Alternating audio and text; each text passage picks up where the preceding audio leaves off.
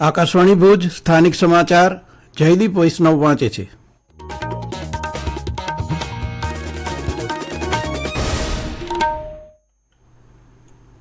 નમસ્કાર.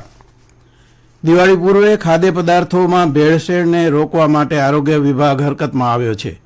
આ માટે રાજ્યવ્યાપી તપાસ શરૂ કરાશે. ખાસ કરીને મીઠાઈની દુકાનોમાં રો મટીરિયલ, ઘી સહિતના સંગ્રહિત ખાદ્ય પદાર્થોની તપાસ કરવામાં આવશે. Food and drug commissioner doctor H G. કોશિયાએ જણાવ્યું છે કે 2 મેટ્રિક ટનથી વધુ ઉત્પાદન થતું હોય એવા આઉટલેટમાં તપાસ સાથે કેમેરા રેકોર્ડિંગ પણ હાથ ધરાશે. નખત્રાણા તાલુકાના મિની તરણેતર સમા મોટા યક્ષના મેળાનું આજે ગુજરાત રાજ્યના પ્રવાસન મંત્રી મુળુભાઈ બેરાના હસ્તે વિધિવત રીતે ઉદ્ઘાટન કરવામાં આવ્યું હતું. મેળામાં ભારત સરકારના માહિતી અને પ્રસારણ મંત્રાલયના કેન્દ્રીય સંચાર બ્યુરો ભુજ દ્વારા વિકસિત ભારત એટ 2047 વિષય અંતર્ગત આયોજિત મલ્ટીમીડિયા પ્રદર્શનનું મુળુભાઈ બેરાના હસ્તે ઉદ્ઘાટન કરવામાં આવ્યું. આ તકે કચ્છના સાંસદ વિનોદભાઈ ચાવડા, કચ્છના ધારાસભ્યો, જિલ્લા અને નખત્રાણા તાલુકાના પદાધિકારીઓ અને અધિકારીઓ ઉપસ્થિત રહ્યા હતા. આ મેળો 25 સપ્ટેમ્બર સુધી ચાલશે. 18 એકરના સમિયાણામાં ચકડોળ, રમકડા, કટલેરી, મનોરંજન સહિતના 700 સ્ટોલ ઊભા કરાયા છે, જેના પર તથા વિવિધ શેરીઓમાં સીસીટીવી કેમેરા લગાવવામાં આવ્યા છે. 4 દિવસ દરમિયાન ભીખુ ઋષિની તળેટીમાં ધ્વજારોહણ, સંતવાણી, યક્ષદાદાની પેઢી, રામદેવ પીર મહારાજનું આખ્યાન, બખમલાખડો સહિતના કાર્યક્રમો યોજાશે. કાયદો વ્યવસ્થા માટે 300 જેટલા પોલીસ તેમજ મહિલા પોલીસ મુકાયા છે તથા આરોગ્યની ટીમ, ફાયર ફાઇટર, એમ્બ્યુલન્સની સુવિધા ઊભી કરાઈ છે.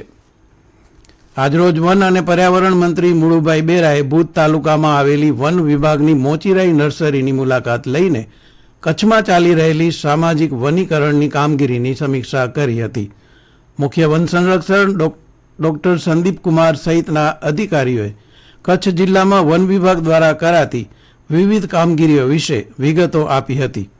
આ મુલાકાત પ્રસંગે ભુજના ધારાસભ્ય કેશુભાઈ પટેલ, અંજારના ધારાસભ્ય ત્રિકમભાઈ છાંગા સહિત કચ્છ વન વિભાગના ઉચ્ચ અધિકારીઓ અને કર્મચારીઓ ઉપસ્થિત રહ્યા હતા. નવરાત્રિમાં કચ્છ ઉપરાંત અન્ય જિલ્લા અને છેક મુંબઈથી શ્રદ્ધાળુઓ માતાના મઢમાં દર્શનાર્થે આવે છે. આ વર્ષે પણ નવરાત્રિ પૂર્વે અને નોરતા દરમિયાન મુસાફરો માટે એસટી દ્વારા વધારાની બસો દોડાવાશે. 29મી સપ્ટેમ્બરથી 10મી ઓક્ટોબર સુધી 12 દિવસ દરમિયાન 1 કરોડ રૂપિયાની આવકના લક્ષ્યાંક સાથે 150થી 170 બસો દોડાવવાનું આયોજન કરાયું છે, તેમ કચ્છ એસટી વિભાગીય નિયામક યોગેશભાઈ પટેલે જણાવ્યું હતું. નવરાત્રી દરમિયાન પૂરતા પ્રમાણમાં વીજ પુરવઠો જળવાઈ રહે તે માટે વીજતંત્ર દ્વારા કામગીરી શરૂ કરાઈ છે. માતાના મઢ તેમજ આસપાસના વિસ્તારમાં ખુલ્લા પડેલા વાયરોને અંડરગ્રાઉન્ડ કરવા નવા ટ્રાન્સફોર્મર લગાડવાનું કામ હાથ ધરાયું છે. અંદાજિત 40 લાખના ખર્ચે કરવામાં આવતી આ કામગીરીમાં ભુજ તેમજ નખત્રાણા વીજતંત્રની ટીમો જોડાઈ છે.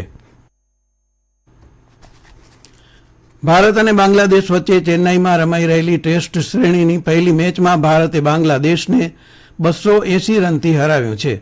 આ સાથે ભારત 2 મેચની શ્રેણીમાં 1-0થી આગળ છે. ભારતે કુલ 515 રન બનાવ્યા હતા. આ લક્ષ્યાંકનો પીછો કરતા બાંગ્લાદેશ ચોથા દિવસે તેની બીજી ઇનિંગમાં 234 રન બનાવી ઓલ આઉટ થઈ ગયું હતું. ભારત તરફથી આર અશ્વિને 6 વિકેટ લઈ જીતમાં મહત્વનો ફાળો આપ્યો હતો. ભુજ નગરપાલિકામાં મળેલી કારોબારી સમિતિની બેઠકમાં શહેરને મહાનગરપાલિકાનો દરજ્જો મળે તેની દરખાસ્ત પ્રાદેશિક નિયામકને મોકલવાનો ઠરાવ કરાયો હતો. શહેર હવે 56 ચોરસ કિલોમીટરની ત્રિજ્યામાં વિસ્તરી ગયું છે, ત્યારે જો મહાનગરપાલિકાનો દરજ્જો મળે તો મંજૂર એકમ વધી જાય, યોગ્ય લાયકાતવાળા કાયમી ઇજનેરો, કમિશનર જેવા ઉચ્ચ અધિકારીઓ મળે, ગ્રાન્ટો અને તેની રકમ વધી જાય તેમ છે તેવો સૂર બેઠકમાં વ્યક્ત થયો હતો. અને આ સાથે સમાચાર પૂરા થયા.